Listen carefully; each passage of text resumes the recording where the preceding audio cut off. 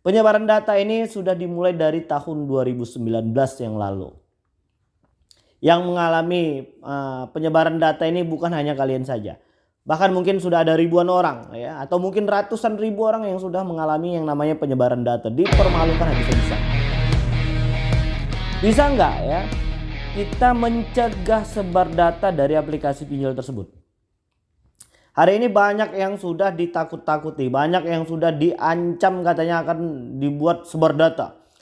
Sebar data itu sebenarnya seperti apa sih?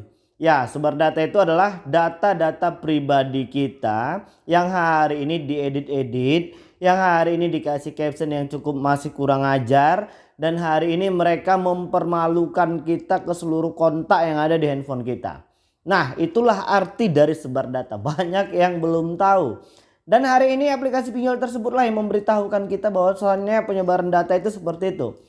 Lebih kurang penyebaran data itu cara mereka untuk mengintimidasi kita yang belum mampu melakukan pembayaran. Cara mereka untuk mempermalukan kita yang hari ini memang benar-benar masih dalam suasana kesusahan. Oke, baik, bisa nggak ya sebar data itu dicegah, Bang? Banyak pertanyaan yang seperti itu. Jawabannya tidak. Loh, kok nggak bisa, Bang? Ya memang begitu, karena dari awal kita udah menyerahkan semua data-data pribadi kita kepada mereka. Karena dari awal kita sudah mengirimkan foto KTP, foto selfie, foto ini itu segala macam. Dan hari ini masih banyak banget itu masyarakat yang belum tahu. Mereka mengizinkan pihak aplikasi pinjol itu mengotorisasi semua yang ada di handphonenya. Nah, itulah sumber malapetaka ketika kalian berhasil melakukan pengajuan pinjaman di aplikasi pinjol tersebut. Nah, apakah aplikasi pinjol legal OJK akan melakukan penyebaran data? Hari ini kalian harus tahu aplikasi pinjol legal OJK itu apa saja. Dan kita sudah nge-share di video sebelumnya, ada 102 aplikasi pinjol yang masih terdaftar dan memiliki status legal OJK. Jadi apakah aplikasi pinjol legal OJK itu melakukan penyebaran data atau tidak? Jawabannya tidak boleh. Ya, apakah masih ada, Bang? Nah, kalian bisa menuliskannya pengalaman kalian ketika menggunakan aplikasi pinjol legal OJK tersebut. Yang jelas pemerintah, OJK, AFPI sudah menginstruksikan, sudah mengingatkan kepada seluruh aplikasi pinjol legal OJK tidak boleh melakukan penyebaran data. Apabila di lapangan memang masih ada hal tersebut yang terjadi kepada kalian, kalian bisa langsung laporkan. Laporkan kepada pihak OJK, AFPI dan pihak kepolisian terdekat di kota kalian. Itu untuk aplikasi pinjol legal OJK. Nah, untuk yang ilegal, memang itu merupakan senjata ampuh mereka yang sering mereka gunakan untuk mengintimidasi teman-teman yang belum mampu melakukan pembayaran. Udah tahu sendiri ya, aplikasi pinjol ilegal itu seperti apa. Yang ilegal itu bunganya tinggi. Itu yang pertama. Tenor pinjamannya cuma 7 atau 10 hari. Dan yang kedua, mereka akan mengotorisasi semua yang ada di handphone kita. Itu apa aja sih, Bang? Ada kontak, ada foto, video, file, dokumen, dan banyak banget. Bahkan beberapa waktu yang lalu kita melihat ada aplikasi pinjol yang mengotorisasi log panggilan, SMS, WA, banyak banget. Jadi memang sudah tak ada lagi yang bisa disembunyikan di handphone kalian ketika kalian memang mengotorisasi dan mengizinkan mereka untuk mengambil semua file-file yang ada di handphone kalian. Dan itu kesalahan kita di awal. Karena ketidaktahuan kita lah mereka bisa memperlakukan hal itu kepada kita semua. Nah, jawabannya tadi tidak bisa. Kita tidak bisa kita nggak bisa membuat mereka itu tidak menyebarkan data. Karena dari awal kita sudah memberikan semua data-data kita kepada mereka. Nah, sekarang solusinya bagaimana, Bang? Nah, ini yang terpenting. Penyebaran data ini sudah dimulai dari tahun 2019 yang lalu. Yang mengalami penyebaran data ini bukan hanya kalian saja. Bahkan mungkin sudah ada ribuan orang ya, atau mungkin ratusan ribu orang yang sudah mengalami yang namanya penyebaran data, dipermalukan habis-habisan. Dan alhamdulillahnya hari ini banyak teman-teman kita itu yang sudah bisa berbenah. Mereka itu sudah bisa memperbaiki kehidupan perekonomian keluarga mereka. Jadi sebenarnya tentang masalah penyebaran data itu, kalau aku sih merasa itu jauh lebih baik ya. Silahkan saja disebarkan data kita ketika kita belum mampu melakukan pembayaran. Sebar data maka hutang dianggap lunas, tidak usah dibayar lagi. Loh, Bang, hutang kan tetap hutang. Iya benar, kalau hutangnya yang halal.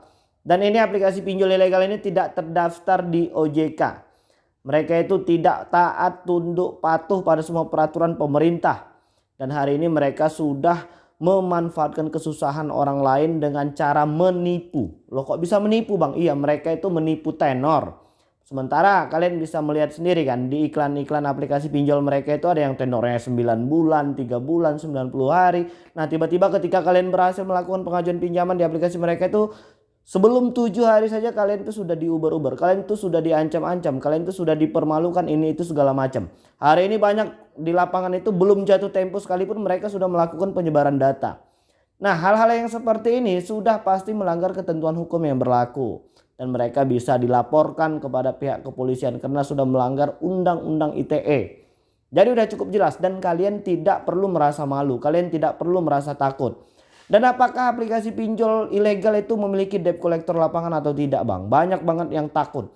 Karena mungkin hari ini banyak yang sudah mendapatkan pesan-pesan bahwasannya tim penagihan sudah berada di mobil. Atau mungkin mereka mengirimkan foto-foto yang ada di dekat lokasi rumah kalian. Itu gampang. Mereka tinggal download aja di Google. Misalnya alamat kalian itu di Jakarta Pusat atau di Jakarta Barat. Mereka tinggal searching aja di Google lalu mereka mengirimkan beberapa foto-foto yang mungkin sesuai dengan dekat dengan alamat kalian. Jadi gak perlu panik. Ya, tugas kalian hari ini ya kalau seandainya hal itu sudah terjadi, kalian sudah menikmati bagaimana sensasi yang namanya disebar data itu, ya bersyukurlah karena itu sebuah pengalaman berharga dan hari ini tugas kalian itu adalah untuk menjelaskan kepada seluruh orang-orang yang mungkin mendapati data-data pribadi kalian tersebut. Kalian tinggal jelaskan saja. Oke benar saya memang meminjam dan ternyata itu adalah aplikasi pinjol ilegal yang hari ini sudah tidak taat, tidak tunduk dan melanggar ketentuan hukum yang berlaku. Jelaskan seperti itu. Bahwasannya mereka ini sudah melanggar ketentuan hukum. Mereka itu sudah memberikan biaya bunga denda itu melebihi dari batas yang ditetapkan oleh pihak OJK. Untuk aplikasi-aplikasi pinjol legal OJK itu bunga yang telah ditetapkan oleh pihak OJK itu 0,4% per hari. Dan itu tergolong masih cukup besar. Ketika dikalikan per 30 hari atau 1 bulan maka totalnya itu menjadi 12%. Dan itu masih cukup tergolong mahal. Kita masih tetap menyuarakan kepada pihak OJK dan AFPI agar mengurangi kembali ya. Kemarin sudah 0,8 dan alhamdulillah pihak OJK mendengarkan beberapa keluhan dari teman-teman dari masyarakat Indonesia tentang biaya bunga ya yang ditetapkan oleh OJK 0,8 itu maka dikurangin menjadi 0,4 hari ini. Dan 0,4 ini masih tetap kita suarakan agar untuk tetap dikurangin lagi. Ya itu masih juga cukup terlalu besar. Mungkin ya bisa di angka 6% atau 7% saja. Itu juga masih cukup tergolong besar ya kan. Dan alasannya hari ini kenapa pihak pinjol itu tidak bisa seperti perbankan yang lain yang sudah disuruh pemerintah untuk memberikan KUR itu ada 0,6% per